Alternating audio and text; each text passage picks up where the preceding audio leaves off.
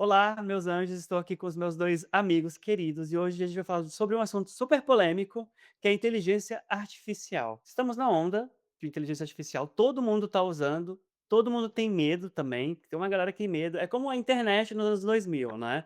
"Meu Deus, internet, o que que será dos profissionais? Todo mundo vai perder emprego? Como que vai ser?". E agora tem muita gente com medo de inteligência artificial, e eu trouxe essas 2 criaturas que eu amo muito, Renato Libardi e Walter, e sua barba. Cadê o cachimbo, meu anjo? Tá Não aqui. temos, mas amigo, tá muito calor pra fumar cachimbo, pelo amor de Deus. Tá E não. hoje a gente vai falar sobre isso. E aí, gente, vocês estão usando inteligência artificial? Me contem. Vamos, é um assunto descontraído, né, mas vamos lá. Vocês estão usando? E aí, Renato, você tá usando inteligência artificial? Eu tô tentando detectar o plágio dos meus alunos que ficam usando o ChatGPT, né, então é o máximo que eu chego perto desse negócio. Tentar ver se ele é X9, né. Sim, sim. Porque, cara, tem gente fazendo terapia com AI. Vocês viram isso? Tem gente fazendo terapia, tem gente conversando com AI, deixando de fazer terapia como profissional e conversando como se fosse um terapeuta. E você, Walter, você tá usando? Me conta. Me conta de você, como é que Bom, você tá? cara, foi obrigado pelo convite, Claro. eh, é um prazer estar com você, com o Renato. A gente teve alguns probleminhas técnicos, então a gente está meio agitado todo mundo, né, mas vamos retomar a normalidade. Pesquisando sobre o tema, né, porque quando você me convidou eu falei: "Olha, é um assunto que eu não sou um expert, não domino tanto". Uhum. Mas é interessante que a gente começou a pesquisar, né, e a gente usa a inteligência artificial mais do que a gente imagina, né. A Sim. gente, quando a gente fala você está usando a inteligência artificial, a gente já pensa no chat GPT, né. Mas não, não, o chat GPT é só uma das maneiras de se utilizar, né, o que a gente vai discutir aqui. Mas assim, pra algumas coisas, eu pra ser bem sincero, eu acho que eu usei uma vez por curiosidade. Eu tinha que discorrer sobre um assunto dificílimo, aí eu Uhum. falei: "Deixa eu ver essa estupidez aqui, né". E aí eu Uhum. fiz umas 500.000 perguntas para o chat GPT e eu cheguei à conclusão que o chat GPT não funciona com filosofia.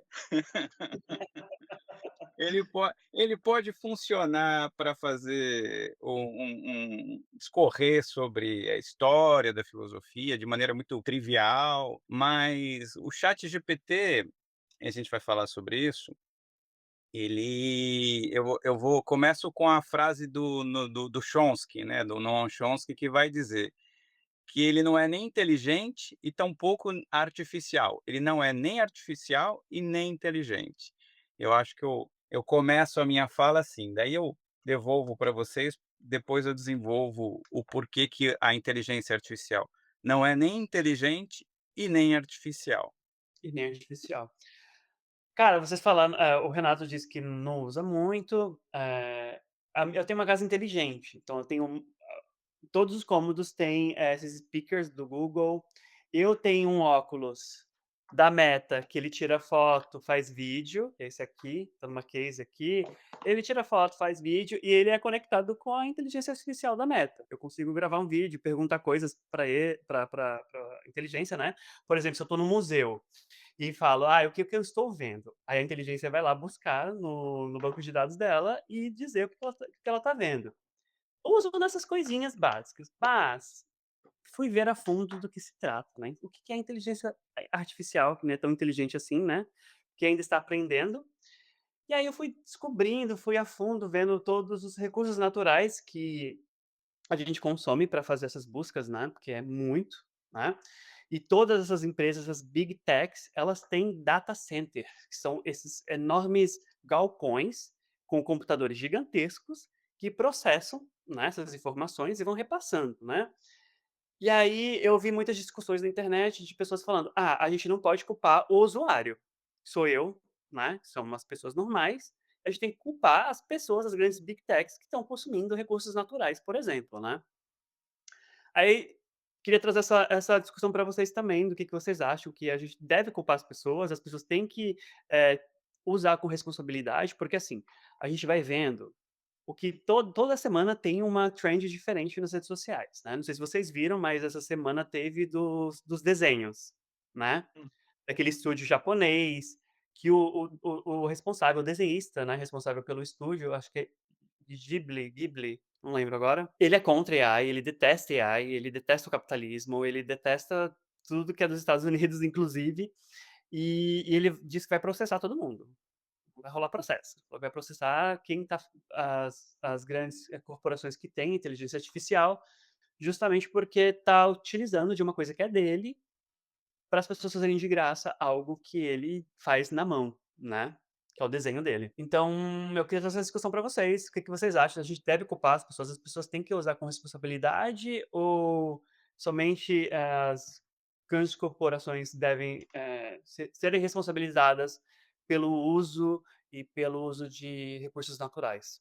O que que vocês acham sobre? É, a gente está num podcast que fala muito sobre veganismo e a gente fica, de fato, culpando os indivíduos pelo seu consumo individual. Apesar de Exato. sim, puxar uma orelha, assim, e falar: "Olha gente, vocês podem sim fazer a parte de vocês", né. Por exemplo, o consumo de água para resfriar esses processadores, né, de inteligência artificial, de base de dados, né, enfim, a computação em geral, né, o mundo digital, ele gasta muita água, né. E é claro que a culpa não é exatamente do consumidor, né, as big techs têm muito mais responsabilidade sobre isso, ao mesmo tempo sim, existe também uma demanda, né. Quando a galera entra numa febre de trends, sem ter o devido senso crítico, né, isso vai sim gerar, né, por exemplo, uma sobrecarga. Houve uma sobrecarga no chat GPT, se eu não me engano, né, a versão do chat que foi atualizada justamente para criar essa imagem artificial dos estúdios Ghibli. E aí você tem, por exemplo, nessa trend específica, uma demanda que aumentou tanto que o gasto, que já era muito, o gasto meio que, tipo, explodiu, assim, foi para a estratosfera. Então, de fato, sim, nós também somos responsáveis. É que nem você falar: "Ah, eu não vou sozinho mudar o planeta, eu não vou sozinho, né, com meu canudo de vidro, né, eu vou substituir aqui o canudo de plástico pelo canudo de papel, pelo de vidro, e aí eu vou salvar o planeta". Não, você não vai, mas que bom que você teve a consciência de não usar um canudo de plástico. Que bom que você tem a consciência, por exemplo, de aderir ao veganismo e fazer a sua parte, né. Senão todo mundo ia desistir, somos 3 homens aqui. Já imaginou se a gente fosse desistir, de se reciclar para não ser um babaca escroto machista? "Ah, mas todo mundo é machista, a culpa é do sistema, o machismo é estrutural, então foda-se". Tipo, eu vou me eximir da minha responsabilidade como homem, de tentar melhorar e não ser um esquerdomacho escroto. Preciso sim ter essa responsabilidade. Então, eu vejo muito por aí, que a galera, né, sim, vai tentar falar que a culpa é das grandes empresas e de fato é, mas a gente também tem que fazer o nosso papel para a gente também não ser hipócrita, assim como tantos outros assuntos a gente gosta meio que de tirar o nosso da reta. E eu acho que não é bem por aí, né. Muito bom, concordo com o que o Rica falou, com o que o Renato falou. Mas, eu quero trazer algumas questões, assim, eu não sei se a gente vai ter tempo para isso, porque geralmente um podcast talvez tenha que ter uma versão 2 desse podcast, alguma coisa assim. Podemos, podemos. Mas eu acho que é importante a gente, pensar um pouco sobre essa questão da inteligência artificial, né. A história do capitalismo, que eu acho que a minha análise vai ser uma análise que eu vou tentar fazer uma análise como sou, como marxista. Vegano, sim, mas marxista. Eh Existe uma conceituação, né, que eles chamam de tecnologia de propósito geral. Então, durante a história do capitalismo, e é muito sério o que a gente está discutindo aqui, porque geralmente essa história do IA fica muito no campo do entretenimento, para a grande massa da pequena burguesia. Uhum, E mas é muito sério isso. Então nós tivemos 3 grandes momentos antes do IA, né, que foi o chamado, propósito geral do carvão, que gerou a primeira revolução industrial. Depois foi o propósito da eletricidade, ou eletrificação, como eles chamam. Depois nós tivemos que gerou, um segundo momento da revolução industrial. Depois nós tivemos a chamada, eh era da computação. e agora nós estamos tendo essa coisa esquisita que a gente não sabe muito bem o que é. É interessante a gente pensar o seguinte, o quanto que e a gente acha que a gente está num instrumento do virtual, então por ser virtual, eu vou fazer uma analogia que é mais ou menos para a gente pensar. Geralmente as pessoas a gente como nós somos veganos, esse é um podcast vegano, a gente pode pensar também comparativamente. Por que que as pessoas comem carne com peso na consciência zero? Porque elas não veem. Então aquele bife que está no prato dela é o bife, é um bife, não é um ser que gritou, que chorou, que sofreu, que agonizou. O virtual nós não vemos, ele só traz conforto, assim como a carne só traz prazer, né, para quem come, para quem está comendo. Mas o virtual é profundamente material. O Renato já começou a falar com os famosos data centers, né, que é uma realidade que até então nós não conhecíamos. Mas que já é aplicado há muito tempo no mercado financeiro, no mercado bancário, com as criptomoedas. O mercado Hum. financeiro é altamente tecnológico. A circulação de dinheiro no mundo, ela é virtual e ela é feita à velocidade da luz. E agora, então a inteligência artificial já vem sendo aplicada nas redes sociais, cada link que nós damos, cada rolagem de tela e assim sucessivamente. E aí, a grande diferença é que as inteligências artificiais, elas até então eram chamadas IAs preditivas, que foi mais ou menos nos anos de 2012, por aí. E depois passou a ser as IAs generativas, que é a nova, que é o grande hype, como eles chamam, a grande novidade. É preciso a gente dar a origem das coisas, como no capitalismo nada surge do nada, para a gente desmistificar esses liberais imbecis. Grande parte do que surgiu de inteligência artificial surgiu no período da Segunda Guerra Mundial, antes até. Tem um grande matemático, filósofo, lógico, chamado Alan Turing, e esse cara foi praticamente o cara que pensou a inteligência artificial. E ele nos anos 50, salvo engano, ele publicou um artigo chamado, eu não me lembro o nome correto, mas é mais ou menos como a as máquinas são capazes de pensar, e ele desenvolveu um teste que é chamado jogo das imitações, onde você criava um juiz, uma pessoa que iria julgar se você estava falando com uma máquina ou com um ser humano. Enfim, a história é longa, não dá para a gente esticar muito, mas o Turing ele começou essas pesquisas já nos anos 30. E ele já falava dos limites da inteligência artificial. Nos anos de guerra, da Segunda Guerra Mundial, o Turing foi um dos caras que tem um livro muito bom, chama Enigma, que fala a tentativa de decifrar os códigos da Alemanha nazista. Isso foi fundamental para avançar na luta contra a Alemanha de Hitler. Então, assim, a inteligência artificial, ela é um produto do capitalismo,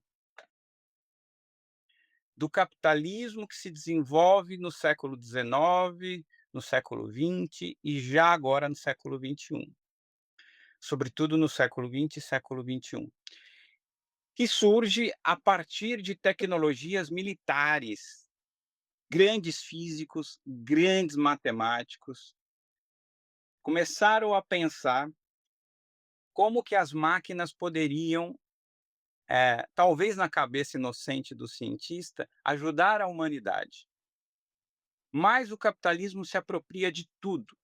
E ele, com o capitalismo, pensou como começar a aumentar as taxas de lucro, cada dia mais.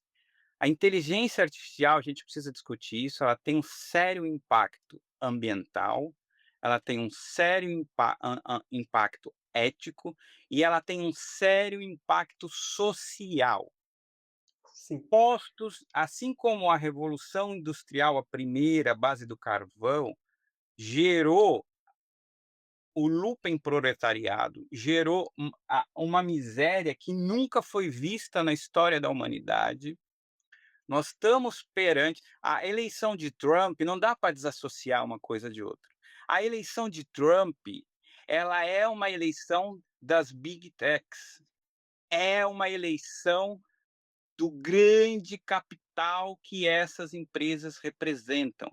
Para vocês terem uma ideia, tem 11.800 mil data centers espalhados pelo mundo. 5.388 ficam só nos Estados Unidos. Ou seja, 46% dos data centers são nos Estados Unidos. E praticamente na mão de 3 empresas. É esse começo que eu quero, vou deixar para vocês falarem para não ficar cansativo. Mas é só a gente tem que pegar as coisas não porque, assim, hoje é um veganismo pueril, vazio, de muitos grupos que pautam a coisa só do ponto de vista moral, individual. Claro que nós temos culpa, mas para a gente entender que é como se a gente fosse uma formiguinha e tivesse elefantes e elefantes e elefantes vindo lá do céu e nós vamos ter que entender esse processo para transformá-lo. Porque a pergunta que eu deixo é: o problema não é a IA, o problema é qual a classe que vai se beneficiar da IA, da inteligência artificial. Porque ficar fazendo, desenho de si mesmo não vai ajudar em nada a classe trabalhadora. Que Não. ao contrário, vai perder milhões e milhões de postos de trabalho, aumentando de maneira exponencial o exército de reserva. Que aula, né, meu anjo? É isso, eu acho que eu posso ir embora já. Aqueles. Walter, tem uma coisa que eu estava até apontando o dedo aqui para falar para você sobre os data centers. Eh, Tem uns que eles são muito próximos de cidades, né, onde tem pessoas morando. E aí o que está acontecendo? Tem pessoas que não estão conseguindo dormir mais, tem pessoas que não conseguem estão ficando doentes por conta do barulho, porque faz barulho, faz barulho. E eu vi várias matérias falando que tem pessoas que estão ficando doentes por conta de data center fazendo barulho, porque são vários computadores gigantes dentro de um lugar lá, né, uma coisa fechada, e começa a emitir esses sons, né, esses white noise, que faz um zumbido, e as pessoas estão ficando malucas, e tem várias pessoas, isso também não obviamente gera também a questão ambiental, mas na vida das pessoas de forma direta também. E falando sobre a questão de burguesia e tal, e a gente vê também na questão de política, como é fácil criar um vídeo falso com AI e as pessoas acreditam, né, como você até mesmo falou sobre a eleição aqui dos Estados Unidos, e vamos ver ano que vem, o que vai ter de vídeo fake criado com AI, vai ser, assim, alarmante. E, obviamente, como a gente já sabe, as big techs aqui dos Estados Unidos estão alinhadas com o governo daqui, então, assim, não tem mais aquela coisa de tipo, checar se é verdadeiro ou não. É igual o Twitter, né, que o Twitter agora tem aquelas notas embaixo, né, uma notinha tipo, que não tem valor nenhum, aquela notinha tipo, qualquer usuário pode escrever o que quiser ali, tá tudo certo. Então o Instagram também. O Instagram tá liberado ser homofóbico, tá liberado ser racista e também tá liberado praticamente fazer fake news também. E o que a gente vai ver ano que vem com AI, porque é muito fácil, muito fácil. E tem muito vídeo bom sendo feito. Muito vídeo bom sendo feito e a galera tá caindo. Então, assim, vão ser utilizados, né, Renato? Não, e o pior, né, a gente entra naquele conceito de pós-verdade, porque não há Exato. mais, pelo menos para muitas pessoas, né, não existe mais uma verdade, como diria o Platão, né, a verdade, aletheia, seria uma crença, né, porque tudo é baseado em empirismo, né, mas uma crença verdadeira e justificada, né, ou seja, existem evidências, existem, né, formas que você pode checar se um fato ele corresponde ou não à verossimilhança ao real.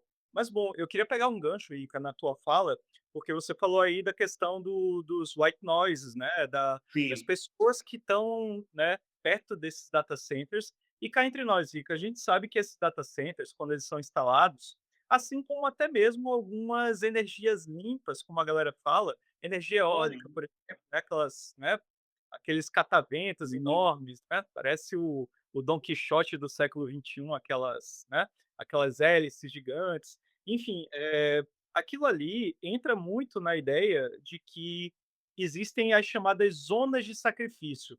Isso é do vocabulário da ecologia política, da ecologia social, onde você teria, por exemplo, uma zona que você pode literalmente expulsar quilombolas, ribeirinhos, indígenas, né, daqueles territórios, ou expulsar como? Tornando a vida dessas pessoas insuportável, poluindo os rios, poluindo as águas, poluindo, né, o meio ambiente ali, devastando a natureza e, nesse caso mesmo, né, interferindo no modo de vida dessas pessoas. Não é à toa, né, hoje eu trouxe algumas referências, já que a gente ia falar de IA, a gente ia falar, né, claro que a gente ia tocar no tema da ecologia, gente. Quem achou que isso aí ia ser só pra gente falar de ChatGPT e Estúdios Ghibli, fica aí, senta a bunda, porque você não vai perder, né, de ver hoje uma pauta que é a ecologia. E bom, né, eu já vou começar aqui com Ailton Krenak, né, que escreveu esse, né, esse livro maravilhoso, né, um livro pequeno, você lê em uma tarde, um dia, que é o Ideias para Adiar o Fim do Mundo, né. Krenak é um, né, um indígena que tem uma produção intelectual, né, enorme, na verdade, boa parte disso são das palestras que ele dá, né. Essa, se eu não me engano, é também uma coletânea, né, de palestras, e no livro ele vai defender aqui basicamente o seguinte, né, que eu vou até, né, me permitam aqui ler diretamente o Krenak, onde ele vai falar do conceito do antropoceno, né.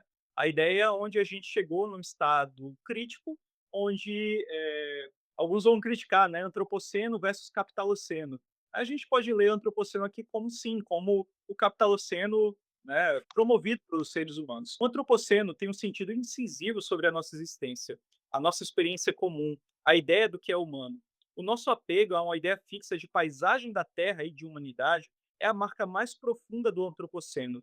Essa configuração mental é mais do que uma ideologia, é uma construção do imaginário coletivo. Eu também trouxe outras referências, né, que a gente pode discutir ao longo, né, dessa conversa, mas eu trouxe dois livros que foram ambos publicados em parceria, né, da Fundação Rosa Luxemburgo, da Autonomia Literária e da Editora Elefante. É um trio de peso aqui. Um é do Alberto Acosta e do Yuri Brand, né, que o Alberto Acosta é aquele famoso que escreveu O Bem Viver, né.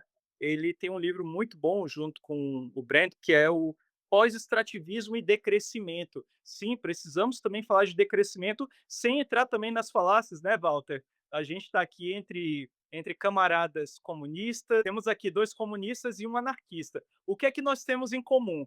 A ideia de que a gente não quer voltar para o primitivismo, né, como alguns gostam de defender, que existe supostamente anarcoprimitivismo. Gente, me desculpa, mas é tão, assim, onírico, é tão ilusório quanto o anarcocapitalismo, isso não existe. A gente não quer voltar ao primitivismo, né, como se primitivo fosse sinônimo de atrasado, como se, né, as tecnologias indígenas e ancestrais e quilombolas fossem coisas, assim, absurdas que não têm mais cabimento. Tem sim muito cabimento, né, mas vamos lá, a gente tem aqui também o Descolonizar o Imaginário. Esse daqui também é um debate com vários autores, né, uma coletânea aqui, também publicado, né, por essa mesma galera.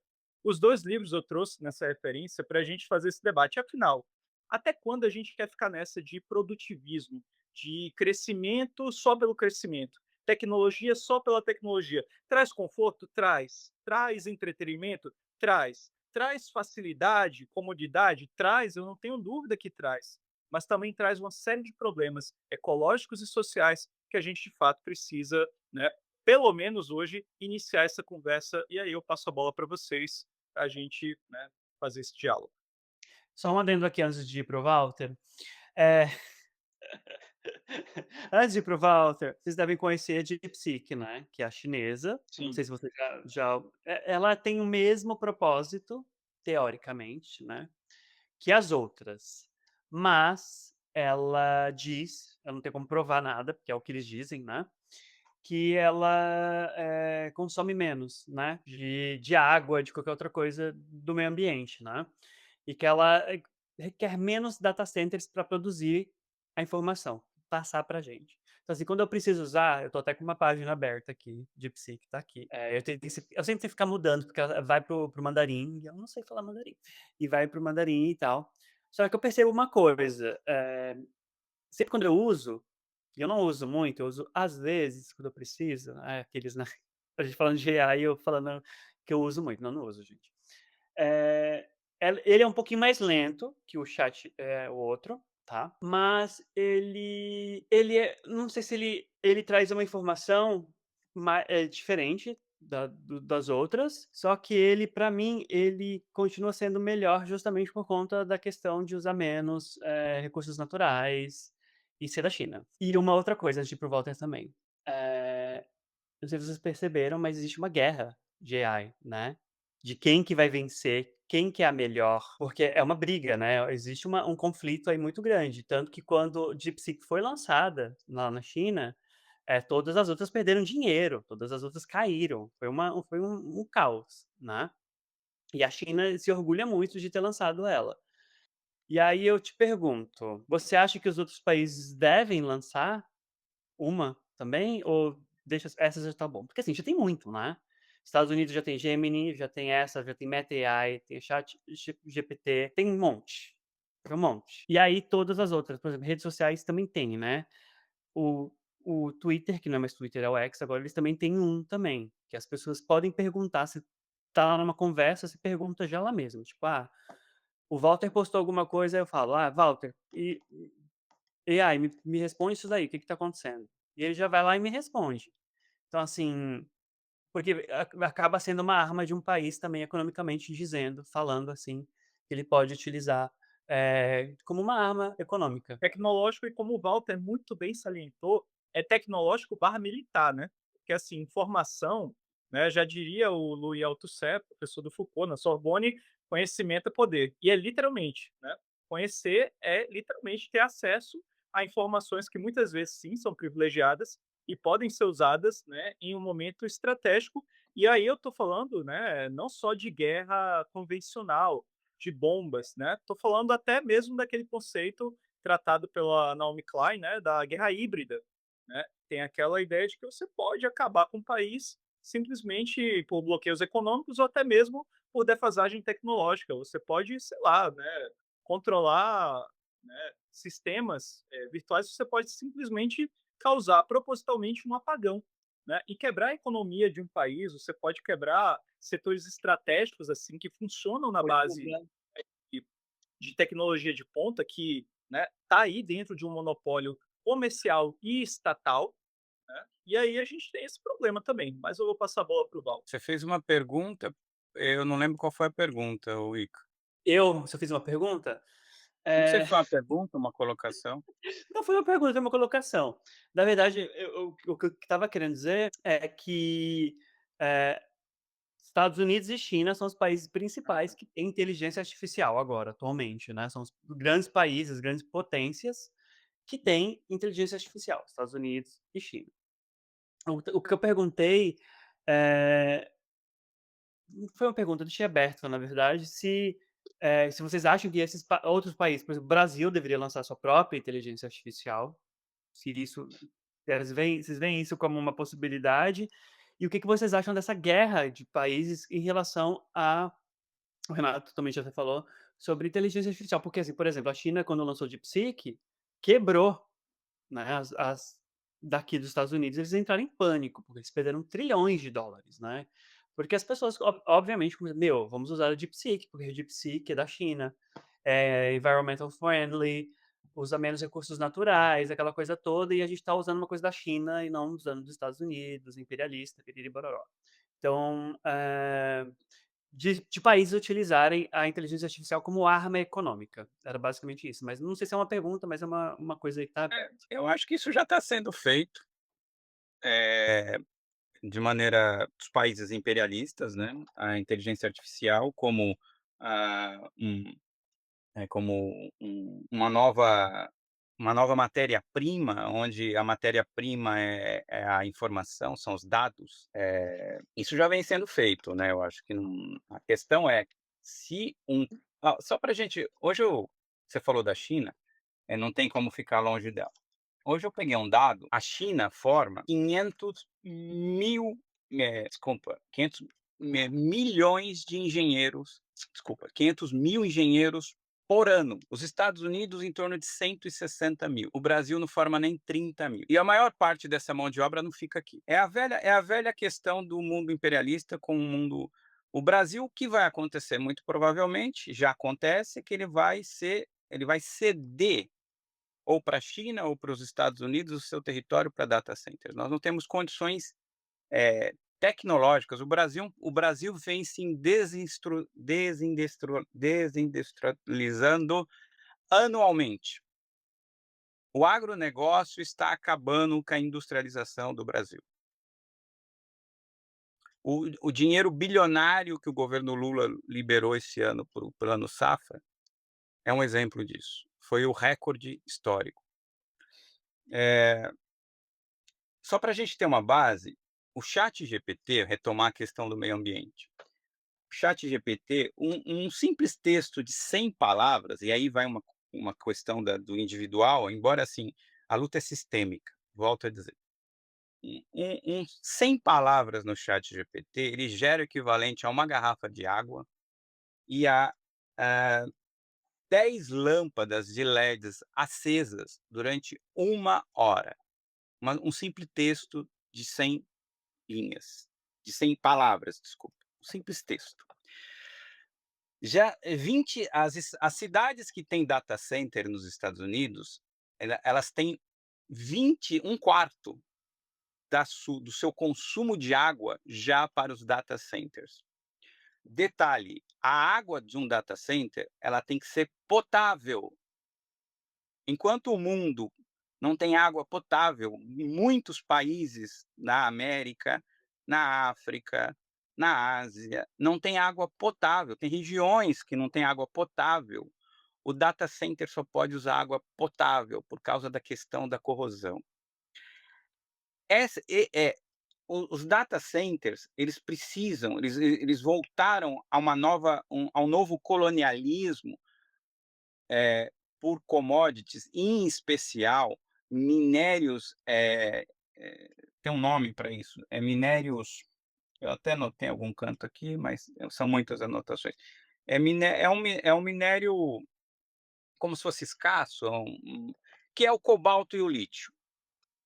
Os países que têm esses 2 minérios são geralmente países pobres, tirando a China, que tem bastante cobalto, mas não tem lítio. O Brasil é rico em lítio no Vale do Jequitinhonha e algumas regiões do Nordeste, sobretudo no Vale do Jequitinhonha, que é a região mais pobre do Brasil. A República do Congo, a República Democrática do Congo, é fruto de guerras inter irmãos, até guerras fraternas, guerras entre tribos, guerras entre povos, estimulada pelo imperialismo, causa do lítio, que já é um problema para produzir celular. A República do Congo passa um um genocídio tão grande, ou talvez maior do que a região de Gaza, na Palestina. As crianças vêm morrendo de desnutrição por causa desse minério, que é o lítio. Ah, Regiões da África possuem lítio. Peru produz lítio. A Bolívia é riquíssima em lítio. Cobalto também são tudo isso para quê? Para produzir baterias e elementos para esses ultraprocessadores. Detalhe, que é mais cruel ainda, esses data centers, eles precisam ser renovados do ponto de vista tecnológico em muito pouco tempo. Então, assim, tem uma série de coisas que a gente nem sequer imagina. Por isso que eu falei que era um assunto muito foda, porque não se tem estudos, porque é algo recente, mas vai se produzir uma quantidade de sucatas que não tem possibilidade de serem recicladas. A água que é usada para resfriar esses ultraprocessadores, a água potável, já disse aqui, mas nem todas são de fontes limpas. Se usa carvão, se usa gás, se usa diesel, E a Microsoft e o Google já declararam, está nos jornais, vocês podem pesquisar, que começam a pensar em energia nuclear para utilizar como energia para esses data centers. Então, nós estamos diante de o mais alto nível de elevação tecnológica da história de toda a humanidade. Isso é óbvio, mas não significa o mais alto nível de evolução civilizatória. Ao contrário, nós estamos entrando numa distopia que nós, aquela velha máxima da Rosa de Luxemburgo, ou socialismo ou barbárie, nós nunca estivemos tão perto da barbárie. Gaza não é uma fronteira isolada. Congo e diversas regiões da África não é. O que o Trump está fazendo agora não é porque ele é louco. Quem acha que o Trump é louco quem pensa que o Trump é louco. O Trump é um dos maiores empresários do mundo e está ao lado dos maiores capitalistas do mundo. A China e os Estados Unidos vão conduzir a humanidade para uma terceira guerra mundial. E você imagina essa terceira guerra com inteligência artificial. Nem as baratas vão sobrar. Agora, não se trata de um discurso de jogar a criança com a água do banho. A inteligência artificial, se fosse utilizada não para entretenimento para a classe pequeno burguesa e burguesa, mas para elevar o nível civilizatório da humanidade, gerar pleno emprego com baixos níveis de trabalho, como Marx sonhava. Marx sonhava que todo mundo ia poder ser um Chopin, poder ser um grande poeta, porque iria trabalhar muito pouco. O Hoje o reino da desenvolvimento. liberdade, né, o reino da Exato. liberdade. Exato. O desenvolvimento da tecnologia, hoje que eu sou um entusiasta da tecnologia, ele ele colapsa, ele se choca, ele se brutalmente com a apropriação dos meios de produção pela classe capitalista que está cada dia mais concentrado. A Irlanda, 20% da energia, que é um país pequeno, 20% da energia da Irlanda já vai para esses data centers. Parece-me que 2%, eu não tenho certeza desse dado, mas 2% da energia consumida em todo o mundo já vai para esses data centers. Então a grande questão é, nós vamos dizer que a tecnologia é errada ou a apropriação dessa tecnologia por uma pequena classe que quer escravizar todos nós, porque é o que está acontecendo, nós vamos entrar numa distopia. E detalhe, essa distopia do emburrecimento das massas cada dia mais, porque isso aqui aliena. Quem acha que aprende alguma coisa com as redes sociais, pode aprender alguma coisa, mas é muito superficial. A maior parte das pessoas não aprendem. E, os capitalistas entendem, por isso que a inteligência artificial está sendo tão estratégica para a Europa, que está em bancarrota, está sendo tão importante para a China para enfrentar os Estados Unidos, e é fundamental para os Estados Unidos. Não à toa, os 3 grandes nomes da inteligência artificial do mundo estão de braços dados com Trump. E quem está feliz, porque está fazendo figurinha de de gibi com a IA, não sabe o tamanho da trolha que vai entrar na classe trabalhadora, não sabe o tamanho do problema que a gente está criando. Nós temos o grande poluidor do mundo hoje, que é a pecuária. Mas nós temos um outro grande, os combustíveis fósseis até não são tão vilões quanto a pecuária. Os grupos ambientalistas que recebem grande dinheiro não falam isso. Mas eu quero ver quem vai falar daqui a 20, 30 anos que o maior poluidor vai ser a inteligência artificial. Não interessa se um vai consumir menos, o outro vai ter uma tecnologia um pouco melhor. Eu acho muito difícil. uma disputa intercapitalista, interimperialista, a questão ética ser priorizada. Eu acho muito difícil, como já está acontecendo hoje, já vocês podem jogar Google e Microsoft, energia nuclear. Já tem planos para data centers dessas 2 empresas operarem com energia nuclear, porque não é capaz de manter os dados e essa reciclagem que é obrigada a fazer nessa matéria toda, nesses esses equipamentos ultra mega modernos. É uma coisa, Rica, que nós pobres mortais, nós não conseguimos nem imaginar. É muita tecnologia. E detalhe, a maior parte em segredo de comercial, a maior parte com segredo de Estado, e esses são os grandes estados nacionais. Você está sendo muito pessimista, Walter. Não, o capitalismo ele entra numa fase que é a sua fase última. É a fase de bancarrota, com destruição de mão de obra e talvez uma terceira guerra mundial. Pode ser que não seja uma guerra de enfrentamento direto, como disse o Renato, pode ser que não seja uma guerra de enfrentamento direto, mas que nós estamos muito próximos a um confronto entre Estados Unidos, China. A Europa já fala, a Europa já começou a se armar novamente. A Europa tinha abandonado seus planos de armamento desde a criação da OTAN. A Europa, Macron já falou isso, da Alemanha lá, que eu esqueci o nome, já falou isso.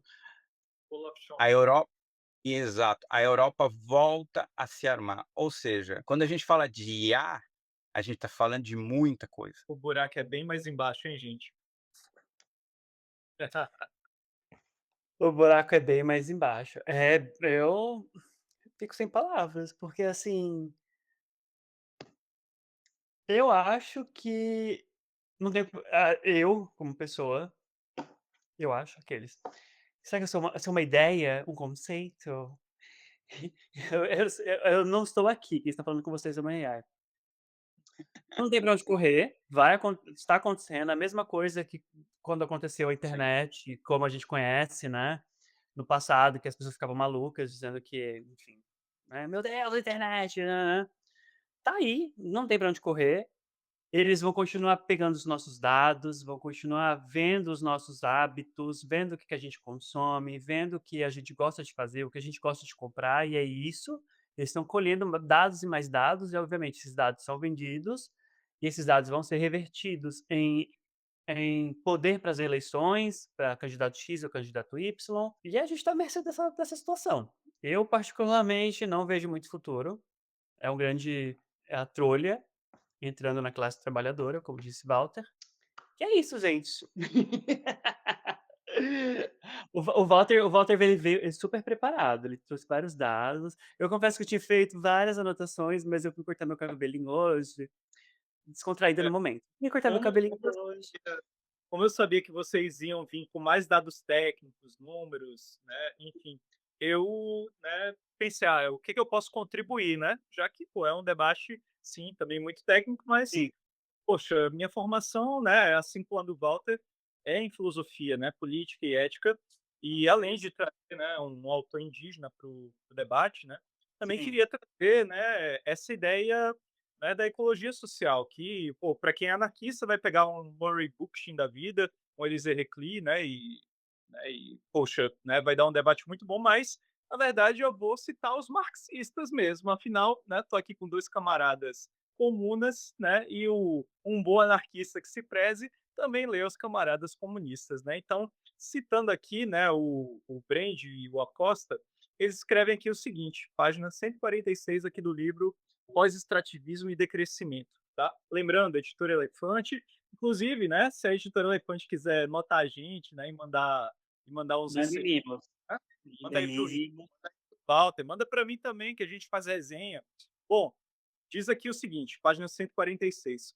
Ao invés de manter o divórcio entre natureza e o ser humano, é preciso propiciar seu reencontro, reatar o elo que se desfez pela força de uma concepção de vida predatória e intolerável. Um pouco mais à frente, no parágrafo seguinte, eles dizem aqui o seguinte: a transformação civilizatória supõe a desmercantilização da natureza como parte de um reencontro consciente com ela. Porque toda a questão aqui, gente, está na ideia de reificação, né?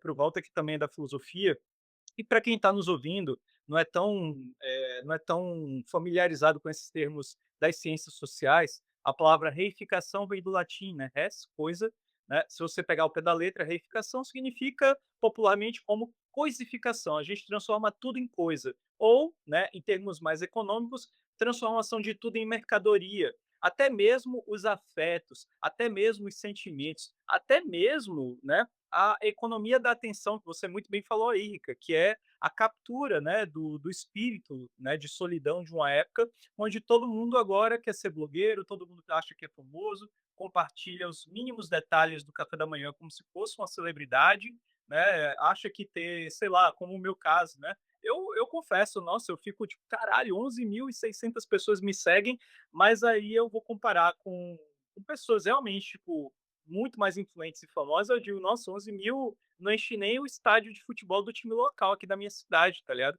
Então, assim, né, se eu quiser me iludir e achar que eu sou famosinho, né, eu só vou estar mostrando o quão vaidoso eu sou. E, assim, vaidade é um traço muito brega, né, de uma pessoa insegura. Né? E, bom, a ideia que a gente tem por trás disso é que, sim, né, a gente está tratando de um conceito que é a mercantilização da vida.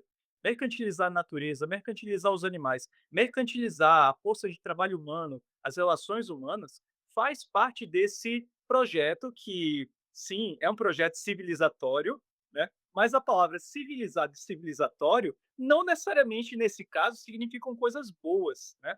O marco da civilização ocidental, com essa tecnologia de ponta, com as IAs, com o chat GPT, com os GPS nos carros, agora você chega em qualquer lugar, você não precisa mais buscar as páginas amarelas, né, nem os classificados para procurar emprego. Realmente, isso facilita muito a vida das pessoas. A gente também não quer voltar para os anos 80, 90, onde a gente, né, para chegar na casa de um amigo, a gente tinha que pegar um ponto de referência, chegar nele e perguntar para umas 3 pessoas quantas ruas dobrava à esquerda, à direita, até chegar no lugar e com muito sacrifício, né. A não ser, né, os taxistas que antes da ascensão dos carros de aplicativo, eles eram um dos poucos que sabiam de cor, né, eram GPS humanos que chegavam em qualquer lugar. Então, é claro, a gente não quer uma volta a um passado, né, ufanista, um passado áureo onde tudo era melhor, onde, né, se mandavam cartas de amor, né, se bem que eu acho muito bonito e romântico, né, cartas de amor, né, você escrever uma Uhum. carta, tem coisas ainda que poderiam sim ser valorizadas, ser revalorizadas. Mas o problema aqui é que a vida não é valorizada. E eu digo a vida no sentido geral, né, um sentido macro.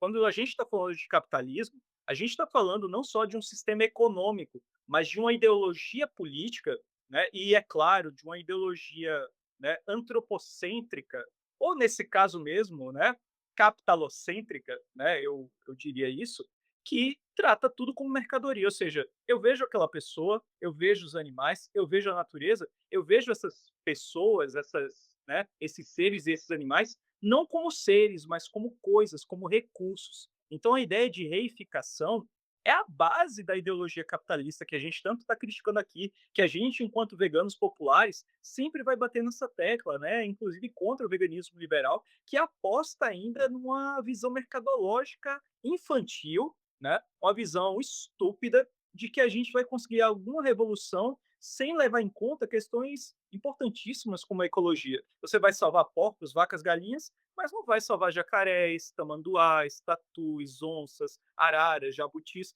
Você vai deixar de lado todas aquelas pessoas e seres que você considera irrelevantes para o progresso, porque o que está em jogo aqui é quem tem o direito de viver, né? É o que a gente chamaria, por exemplo, né, pegando aí alguns autores como Foucault, por exemplo, que todo mundo gosta, né, da galera da pós-modernidade. Ah, o Foucault, né? Ele tem um conceito legal, que é o conceito de biopolítica, que na verdade nem é um conceito dele, né? O conceito de biopolítica é muito mais antigo do que a gente pode datar com precisão.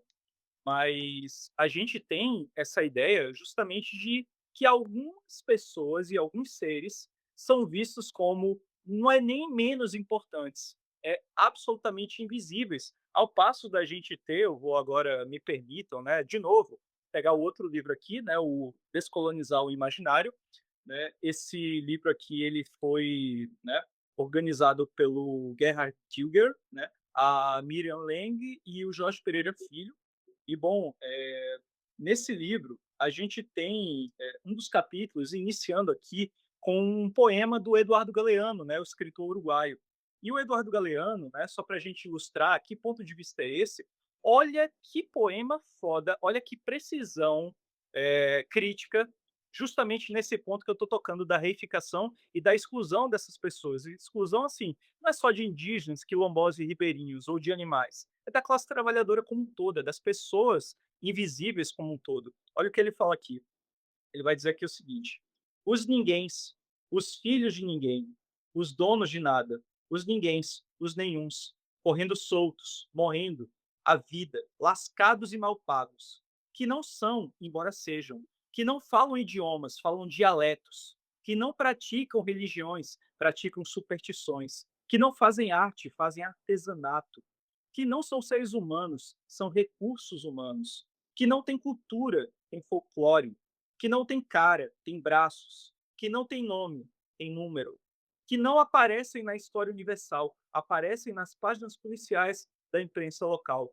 Os ninguéms, que custam menos do que a bala que os mata. Eduardo Galeano. Então, assim, esse poema do Galeano, ele está falando aqui que a vida é absolutamente nada sobre o capitalismo. O capitalismo, eu acho que de todas as formas econômicas opressoras que a gente já viveu na história mundial, e aí você passa pelo feudalismo, pelo escravismo da antiguidade, enfim, por Roma, por Grécia, por Egito, Mesopotâmia, todas as civilizações, segundo Marx, o manifesto comunista, ele vai dizer que a história da humanidade é a história da luta de classe, ou seja, a história das opressões.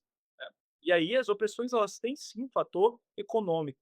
E todas elas se baseiam exatamente, não talvez exatamente, mas quase todas elas batem na mesma lógica, que certas pessoas, seres, animais e natureza são absolutamente descartáveis ou até, né, nesse caso, utilizáveis. É a proposta, inclusive, do utilitarismo, né? É útil, vai beneficiar a maioria. Que maioria Uhum. é essa que eu estou falando?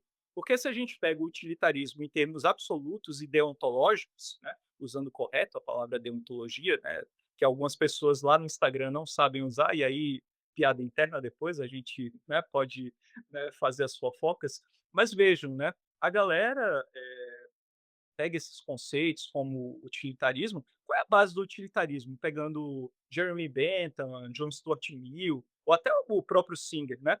Causar o maior bem para o maior número de pessoas, fazer o menor mal também, né? O menor número de pessoas possíveis, né? Ou seja, praticar, né? Aquilo que vai beneficiar o coletivo. Em tese, isso aí casa muito bem com o socialismo, com o anarquismo, né? Ou seja, é literalmente maximizar né, a potencialidade do prazer, do bem, do bom, do belo e do justo. Né? Fui bem platônico agora. Né? Platão adorava essas palavras. Mas veja, para quem que eu estou né, direcionando né, isso aí? Quem está se beneficiando de fato com esse crescimento tecnológico e econômico? Com certeza não é a classe trabalhadora. Com certeza não é você, Erika, não é você, Walter, não são os animais que a gente tanto defende, e não é a própria classe trabalhadora. E ao mesmo tempo a galera fecha os olhos como se nada tivesse acontecendo. Por quê? Porque para muita gente, um celular, uma rede social, não é um instrumento de comunicação. Já foi a época que a gente pensava em se comunicar. Hoje em dia, como diria o Guy Debord, né, é a sociedade do espetáculo.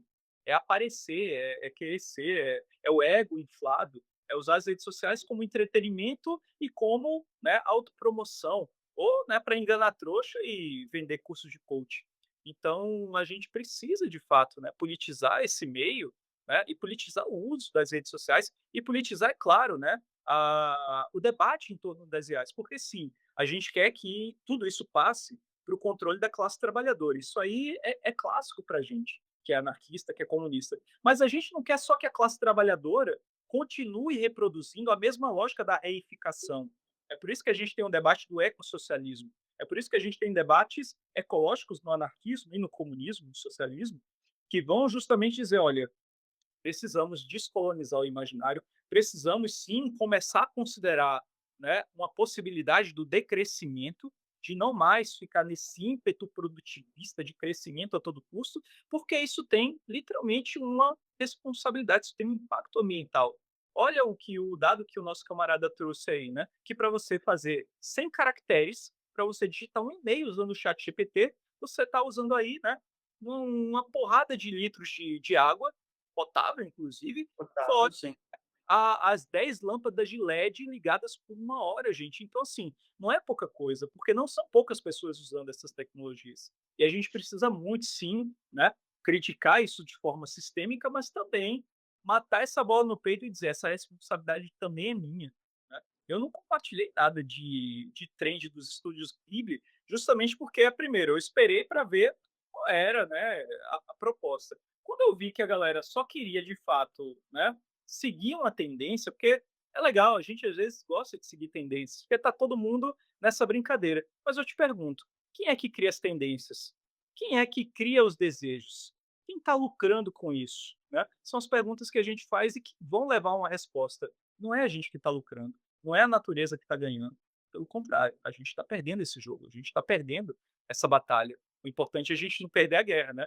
Como diria o Gramsci, né? Pessimismo da razão, otimismo da vontade, né. Caralho, eu só tô citando marxistas aqui, anarquistas me perdoem, mas afinal a Boitempo é muito generosa comigo. Amigos todos que estão aqui, boa parte foi a Boitempo que me mandou, foram realmente recebidos, e aí eu, poxa, eu acho que eu tenho mais livro da Boitempo do que das editoras anarquistas. Então, ó, editoras anarquistas, me notem aí, viu, e a gente faz a parceria. Ah, mas eu quero que a Boitempo me mande mimos também, mande mimos para o Walter, O Renato, meu só mande o meu só recebo carnê. eu também não recebo nada. Olha, não tem nada aqui, só tem o vinil da Barbra Streisand aqui dos anos 80, mais nada. É Depois que eu o acho é que o que é é que o Renato é bonitinho, com esse exato, rostinho menininha. Aí os exato. caras olham eu com essa barba de mendigo, ah, fumando cachimbo, falando em revolução a cada 1 minuto, e só falando de Gaza, ninguém me manda nada. O Olha Walter, o que a Boitempo me mandou da Vandana Shiva, gente. que Esse lindo. aqui é fenomenal, né, que é o Terra Viva, né, Minha Vida, Aham. né, com biodiversidade de movimentos. Boi Valeu, Boitempo, boi é isso, fazendo Boitempo, boi graça pra você. Boitempo, eu tenho essa cara, mas eu sou bonzinho, me mande coisas. O Walter o dia inteiro: "O capitalismo falhou, falha e falhará". De eu Cada Ô hora Rica, que você colocar os seus tentáculos. É foda, Exato. frase é eu não gosto muito do cara que falou isso, mas essa frase é fantástica. O o os ludistas, né, eles na Inglaterra, quando começou a Revolução Industrial, já a Revolução Industrial em desenvolvimento, eles começaram a quebrar as máquinas, como se isso fosse a saída, né. Isso é um período pré-marxismo, né. Nós não temos que quebrar a inteligência artificial, né. Eu queria falar isso para não pra até em consonância do que o Rica vem falando, o que belíssimo, obrigado Rica por Renato, por ter trazido o Galeano. É Tamo é um junto. dos grandes é um dos grandes diferenciais, e eu acho importante a gente falar, porque a inteligência artificial, ela vai funcionar, eh através do modo digital. O cérebro humano e dos animais não humanos, ele funciona através do modo orgânico, né, através de seus tecidos, ele é um cérebro não computável, assim como os sentimentos não são computável. O que é muito bom é que a Uhum. inteligência artificial nunca vai conseguir produzir um Guimarães Rosa, um Galeano, um João Cabral de Melo Neto, um Tolstói, um Dostoiévski, um Gogol, nunca vai conseguir produzir Baudelaire, nunca vai conseguir produzir Chopin, Wagner, Liszt, Tchaikovsky, nunca vai conseguir produzir beleza.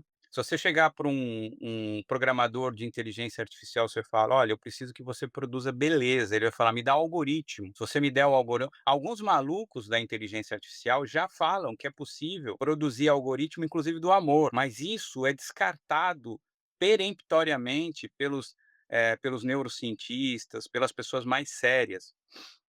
Tem um cara chamado Louis Mulford, ele lá já, no meio do século passado, ele já questionava os limites da perda da mente humana por causa da tecnologia. A tecnologia, ao mesmo tempo, uma criança de 3 anos hoje, ela tem acesso a mais informações do que o imperador romano tinha no auge do seu império, para a gente ter a noção da coisa. Mas não significa que, se produzirá Marco Aurélios, Cíceros, grandes pensadores, porque isso é fruto da mente humana, é fruto do desenvolvimento da capacidade humana. Só o que que acontece? Nós 3 estamos falando, nós 3 fazemos parte de uma elite intelectual, nós 3 somos 3 homens, nós 3 somos brancos, nós 3 estamos em condição de privilégio. E é preciso que digamos isso da pequena burguesia, mesmo que seja uma pequena burguesia pauperizada, nós somos parte da pequena burguesia. O grosso da massa, ela sequer tem acesso às informações básicas. E o que está chegando, por isso que eu fico muito bravo, eu quero socar nego da esquerda quando fala pobre de direita. Eu tenho vontade de quebrar a boca, dar um murro para quebrar todos os dentes, porque a pessoa é burra. Burra não, porque nós somos veganos, não podemos falar um termo especista. A pessoa é estúpida. Porque não existe pobre de direita, existe pessoas que foram definhados por um processo de alienação profundo e que pior, hoje só vão ter acesso a informações, e aí é outro ponto da inteligência artificial que eu queria tocar, que é as chamadas deepfakes, né, que eu não sei se vocês viram a imagem do Papa, com um blazer, uma roupa que eu não sei o nome, que a Vogue chegou a publicar. Quando teve o julgamento do Trump, tem um vídeo que vazou do Trump sendo preso. Não lembro, vocês lembram disso? Tem um vídeo de inteligência artificial do Trump sendo preso, apanhando. Hoje a inteligência artificial, chamado Transformer, né, que o que criou essa inteligência artificial generativa, que é a nova, é a capacidade não só de dados estatísticos analíticos, mas de dados estatísticos analíticos interativos de, eles chamam de LLM, que são grandes modelos de linguagem, que eh, também serão, frutos de não só respostas de texto como o ChatGPT, mas já tem hoje aplicativos que produzem vídeos que são capazes de pegar a minha voz, se eu falar há pouco tempo, pegar a minha voz, pegar essa fala minha e produzir, falas que vocês imaginam, o Lula perdeu as eleições em 89, vocês lembram disso? No dia das eleições, Sinto. é, Eu não era nem no vivo, viu. Isso é, eu sei. no dia das eleições, quando teve Hã. o sequestro do Abílio Diniz, os caras colocaram uma camiseta do PT no Abílio Diniz, no dia das eleições. E o Lula ficou conhecido por sequestrar o Abílio Diniz. Isso a Globo filmou em pleno dia das eleições, foi o maior escândalo. Agora você imagina, com a voz e a possibilidade de você fazer vídeos, até você explicar que uma coisa não é uma coisa, então assim, nós estamos isso na política, mas isso também eh de todas as maneiras possíveis a gente pode pensar isso, a gente pode transpor isso. Tem um cara chamado Gary Marcus, que é um professor da Universidade de Nova York, que ele deu uma entrevista para a BBC, e ele é um entusiasta da inteligência artificial, mas um sério crítico ao mesmo tempo. Que ele colocou 3 questões de perigo extremo para a inteligência artificial. Uma é as fake news, que eu já falei aqui, outras são mortes por chatbot, e inclusive aconteceu uma na Bélgica, uma inteligência artificial começou a ser altamente possessiva com um dos usuários e o cara se então mortes por chats bots. E é o outro ponto que ele coloca, que é seriamente perigoso, que é a alucinações das máquinas. As máquinas são capazes de, não se sabe por quê, de interpretar fatos como se fosse verdade, sem ser verdade. Teve um professor, eh, eu não lembro de que universidade, que foi acusado de assédio sexual. Ele perdeu o emprego, perdeu tudo, e ainda o chat, colocou uma notícia falsa do New York Times, validando essa notícia. Ou seja, nós não sabemos aonde tudo isso pode chegar. Agora, o que o Renato falou é verdade. A questão não é, eh, como os ludistas, não é pegar a água da criança que lavou a criança e jogar a água com a criança fora. É lutarmos mais do que nunca com todo meus desânimos, com todos os meus problemas pessoais, eu falo que a causa da minha vida hoje é a luta pela destruição do especismo e do capitalismo, mesmo que eu seja uma gota no oceano. A gente tem que, entender que é possível um desenvolvimento pleno das forças produtivas, com altos níveis tecnológicos que coadunem com níveis civilizatórios, e civilizatórios entendidos aí no sentido de, cuidarmos do bem comum, planeta, animais não humanos, humanos. Possivelmente o Krenak daqui a 30 anos, quando lê esse livro, ele vai ter que rever e reescrever, porque novas condições, né, se já se matou 5 milhões dos povos originários no período que os portugueses chegaram aqui até hoje, você imagina o que pode acontecer com esses grandes data centers. E detalhe, Brasil é rico em lítio, Brasil é rico em água potável, nós somos talvez a nova Gaza, e a gente precisa pensar nisso. Seja com Lula, seja com qualquer governo, nenhum nenhum pode enfrentar o sistema imperialista internacional. Somente a revolução proletária, somente a organização dos trabalhadores, através das bases, para destruir o capitalismo em nível nacional e começar a revolução internacional, para colocar esses grandes bilionários, nem vou falar onde, porque senão esse YouTube não vai para o ar. Não vai Ô, mesmo. Rica, devia pegar aquela vinheta do hino da União Soviética e colocar bem depois agora dessa fala do Valdo, tá ligado? Né? Vou até anotar aqui o tempo, É, 1 vai hora e dar bons cortes esse podcast vai dar bons cortes. vai, 1 hora e 15. Gente, vamos fazer uma parte 2. Eu acho que é importante fazer uma parte 2, porque agora já é 1 hora e 15, né.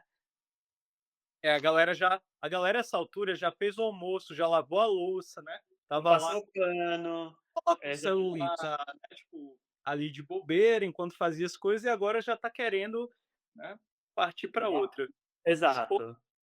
Ninguém olha, mandou me chamar. Minhas lives são gigantescas. Ninguém vê, mas são gigantescas. O Renato, o Renato assim: "Se prepara, vai ser 3 horas no mínimo". Eu falei: "Meu Deus". falei para o Rica: "Rica, vamos chamar o Walter", "É, vamos chamar o Walter do mas aí a gente sabe que a gente vai, né, fazer pelo menos, né, um Ai, gente. Como que as pessoas encontram vocês? Primeiro o Renato, onde, suas redes sociais, eu Boitempo, se ela quiser te mandar presentes, fala aí eu seu quero e-mail. o eu quero que o meu coletivo seja mais famoso que o meu nome. Então, primeiro, sigam aí, por favor, @antarvegan e sigam também a Antarvegan PE, que é o núcleo Pernambuco aqui que eu coordeno. Para além disso, queria também citar o trabalho das meninas da União Vegana Feminista, onde você pode achar pelo arroba União V Feminista, né? Você acha tranquilo. E a minha rede social é arroba Renato Libardi, Libardi, e aí você acha minha única rede social é o Instagram mesmo, então me segue lá no Insta, né? E segue também o arroba do Pod Veganismo Acessível, né? O nosso podcast. Sim, voltamos. É isso. E você, Walter? Como que as pessoas te Bom, eu encontram? eu sou o ponto original, né, porque o Rica vai entender, entendedores entenderão. É, É pois então, Val é vegano. Walter ponto, na no Instagram, no TikTok e no YouTube, que é um que eu estou começando agora o canal do YouTube, e endosso aí o pedido de seguir o do Antar, é um grupo que eu respeito muito. E não só o Antar, né, vamos seguir os grupos que realmente são comprometidos com a causa anticapitalista, antiespecista. Siga o Rica, que vem fazendo um trabalho muito bom, que eu volto a dizer, né, eu estou falando com 2 pessoas que eu admiro, e eu acho que é isso, né, eh, a gente tem que se unir, a gente tem que se unir, a gente tem que, entender os processos, temos que voltar aos clássicos. Fico feliz que o Renato citou um monte de marxista, porque no fundo ele é uma pessoa muito inteligente, e os anarquistas também são muito inteligentes. Eu vira e mexe, eu cito algum anarquista.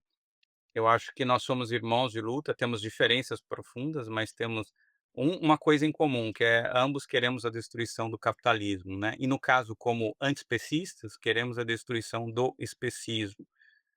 E é isso, Walter Ponto, nos sigam. Quiser falar comigo, estou sempre à disposição, é uma honra. Quando precisar de mim aí nesse podcast ou em outro lugar.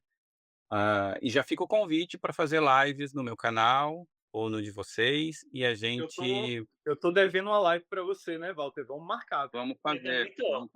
vamos fazer. Ó, já tem aí o compromisso, hein.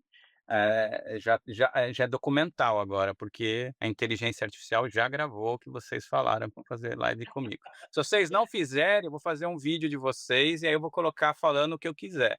Daí quero ver falar que não eram vocês que estavam na live. Deepfake.